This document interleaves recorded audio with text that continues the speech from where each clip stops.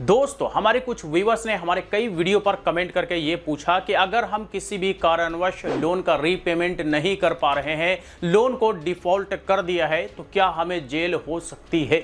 तो आज हम इसी के बारे में डिटेल में बात करेंगे कि क्या क्या पॉसिबिलिटी होती है और बैंक किस तरह से सारे कार्रवाई करते करते आपसे रिकवरी करने की कोशिश करती है। क्या जेल हो सकता है या नहीं हो सकता है, इस पर भी हम डिटेल में बात करने वाले हैं। तो चलिए शुरू करते हैं।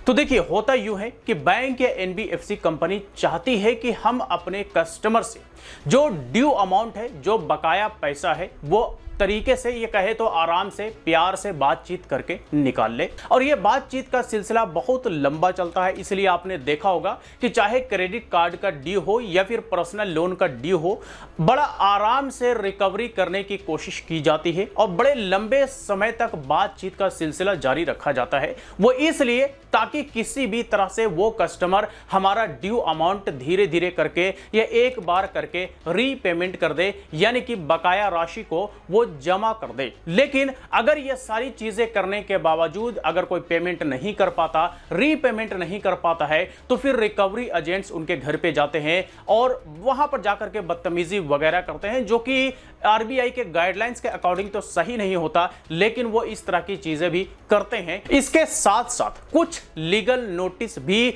वो बैंक या एनबीएफसी कंपनी अपने कस्टमर को भेजती है, ताकि इस लीगल नोटिस के थ्रू ये बताने की कोशिश की जाए कि हमने आपको एक लीगल लेटर के थ्रू ये जानकारी दी थी कि इतना अमाउंट आपके ऊपर बकाया है और आप इसका रीपेमेंट करें। अब ये लीगल नोटिस जो होता है, इसका मेन मकसद होता है वो ये कि अगर किसी भी तरह का कानूनी कार्रवाई इन द फ्यूचर होता है, तो वो लेटर को सबूत के तौर पर वहां पर पेश किया जाए कि हमने इसे लीगल नोटिस भेजा था, बावजूद इसके इसने रीपेमेंट नहीं किया। इसके बाद भी अगर पेमेंट नहीं किया जाता है, तो फिर ऑप्शन या ऑफर दिया जाता है सेटलमेंट का, कि अगर 50,000 रुपए का टोटल ड्यू है तो आप 50% डिस्काउंट पर इसे सेटलमेंट कर लें, या 40% डिस्काउंट पर इसे सेटलमेंट कर लें, या 30% डिस्काउंट पर इसे सेटलमेंट कर लें। यानी कि अलग अलग बैंक, अलग अलग एनबीएफसी कंपनी का हिसाब किताब अलग होता है सेटलमेंट को लेकर के, और ऑफर का अमाउंट भी अलग अलग होता है।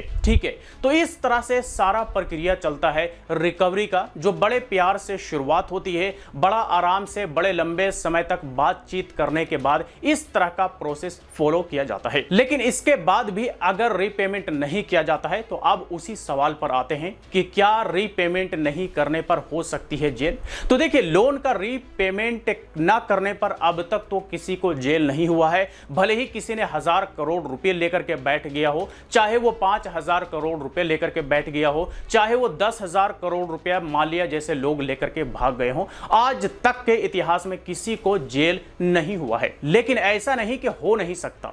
बैंक और एनबीएफसी कंपनी चाहे तो आपको जेल भी भिजवा सकती है रीपेमेंट ना करने की वजह से, क्योंकि उनके पास बहुत सारे सबूत इकट्ठा हो जाते हैं। रिकवरी करने के दौरान बहुत सारी ऐसी डिटेल्स इकट्ठा हो जाते हैं जो वो कोर्ट में पेश करें तो वो आपको दोषी साबित कर देंगे और आपको जेल जाने के लिए ये सारे एविडेंस काफी होते हैं। इसीलिए मल्टीपल रिमाइंडर, मल्टीपल कॉल्स, इसीलिए कई बार रिकवरी एजेंट का आपके घर पर विजिट होना, कई बार legal letter, payment draft letter या पेमेंट डिमांड लेटर भेजा जाता है। ये सारी चीजें एक के प्रूफ के तौर पर आपके खिलाफ उस बैंक में या उस एनबीएफसी कंपनी में जमा होता है।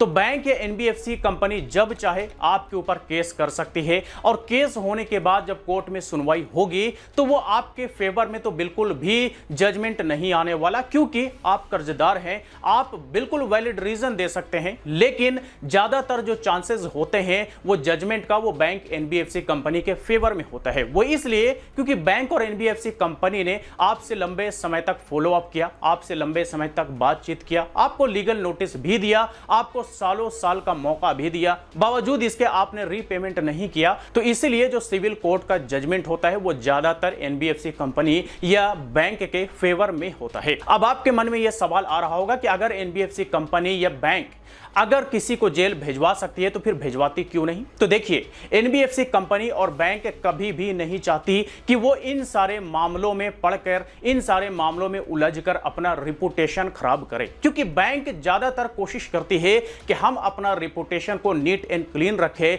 लोगों के बीच हम खुद को साफ सुथरा दिखाएं, इसीलिए इन सारे मामलों में नहीं पड़ना चाहती। क्योंकि अगर मान लीजिए कि 10, 20, 50 लोगों को जेल भिजवा भी दे तो भाई ये चीजें पब्लिक डोमेन में आएंगी और धीरे धीरे उस बैंक या उस एनबीएफसी कंपनी का रिपुटेशन पे बड़ा खराब असर पड़ेगा। लोग उस बैंक से ना लोन लेने को सोचेंगे और ना ही उस बैंक में पैसे जमा करने को सोचेंगे। तो इसलिए बैंक इन सारे मामलों में उलझ करके कभी भी किसी भी अपने कस्टमर को जेल भिजवाने की कोशिश बिल्कुल भी नहीं करती, बल्कि किसी भी तरह से मामले को सेटलमेंट तक करके, यानी कि डिस्काउंट दे करके मामले को रफा दफा करने की कोशिश करती है। यानी कि बैंक या एनबीएफसी कंपनी चाहती है कि हम थोड़ा अमाउंट ही हम रिकवर कर लें या हम आधा अमाउंट ही रिकवर कर लें, लेकिन इस बंदे के मामले को सेटल्ड कर दें। तो जो सवाल है कि क्या लोन का रीपेमेंट ना करने या लोन अगर नहीं भरा तो क्या जेल हो सकता है, तो इसका जवाब हां भी है और इसका जवाब ना भी है। तो आई होप कि जिन जिन लोगों का यह सवाल था उन्हें जवाब मिल गया होगा। तो चलिए, आज तक के लिए इतना ही। इस वीडियो से रिलेटेड अगर कोई क्वेरी हो तो आप हमें कमेंट बॉक्स में लिख करके पूछ सकते हैं। वीडियो अच्छा लगा हो तो लाइक करें, ज्यादा से ज्यादा लोग सब शेयर करें और इसी तरह की वीडियोस के लिए हमारे यूट्यूब चैनल को भी सब्सक्राइब करें।